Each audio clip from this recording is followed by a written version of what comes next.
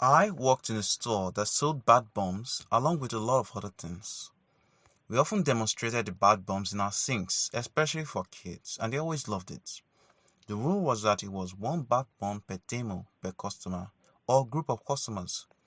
We only had two sinks, and on that particular day, we had just done the demonstration in one of them. There were a bunch of little kids crowded around to watch it fizz and change colors. A little boy of about 6 and his mom entered the store.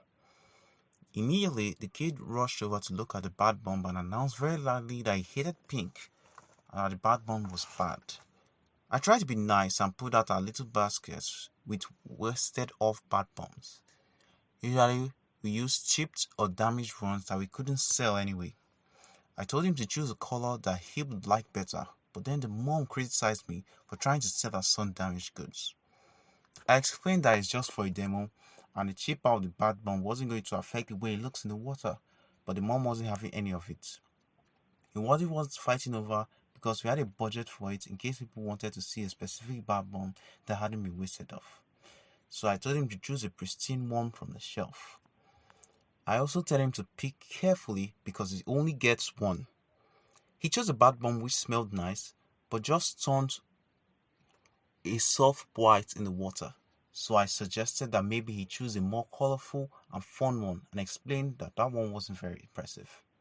He glared at me and shrieked, "No!" very loudly. At that point, I was flustered because the other kids near the sink all stared and a lot of the adults in the store had turned around. So I just let him put it in the free sink without trying to persuade him out of it. As expected, the water just turned white and the kid was not happy. He started yelling that it was boring and his mother demanded that he be allowed to put another one in. I explained that we only had two sinks and they were both full. Also, I told her that each kid was only allowed one so that the most people possible got a chance to see them. She ignored me and told her son to go get another one off the shelf. I told her again that I was sorry, but he wouldn't be allowed to put another one in. She told me that I was being stingy, and at that point, the boy was running up and down the rows of bath bombs trying to choose one. All of my supervisors came over and repeated exactly what I had said. The mom said that it was my fault for not telling her son that the white one wouldn't be suitable, despite me telling him exactly that a minute earlier. At that point, the kid came running back with a blue bath bomb, and my supervisor told him sternly that he couldn't put it in the sink. The clearly demonic mother accused my supervisor of taking a tone with my son and demanded that she see the manager. Normally, we had pretty reasonable people in our store and a request like that was very rare, so my supervisor just awkwardly walked away to get a manager from the office.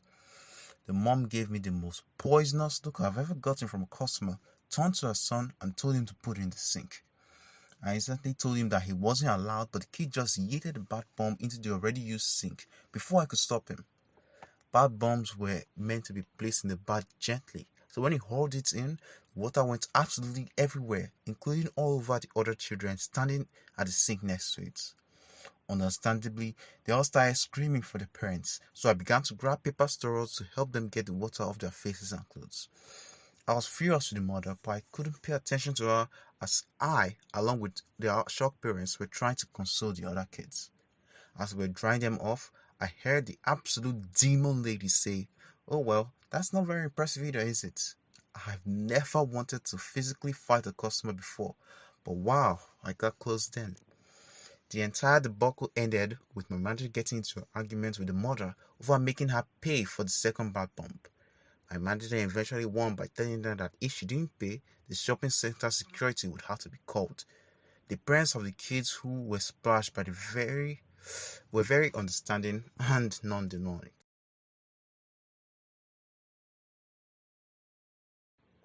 I used to manage a luxury jewelry store, the kind with just a few items on display at any given time, and most items were more than an average person's annual salary. One of the regulars was a woman who just oozed witch out of every pore.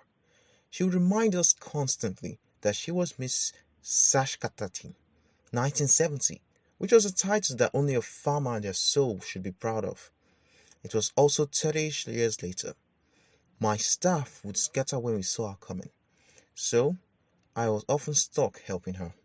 On this particular day, She wanted a new strand of pearls. We go to the showcase and she puts on a strand of Tahitian pearls priced at $38,000. She hems and haws with her daughter, nods, and then walks out the store. It took me a minute for my brain to register what was going on. I dashed down the mall after her, and when I caught up, I said, Miss 1970, you didn't pay for those. I felt like Medusa was turning me to stone with the look she gave me. Miss 1970 replied, just put on my credit card, you're embarrassing me. I told her we don't keep credit card numbers on file. It's a security concern. It will only take a minute. She turned as if to walk off, then undid the clasp, slid the pearls into her hand, and flung them down the busy mall. I was too busy strangling after the pearls to hear if she said something else, but she stopped coming to the store after that.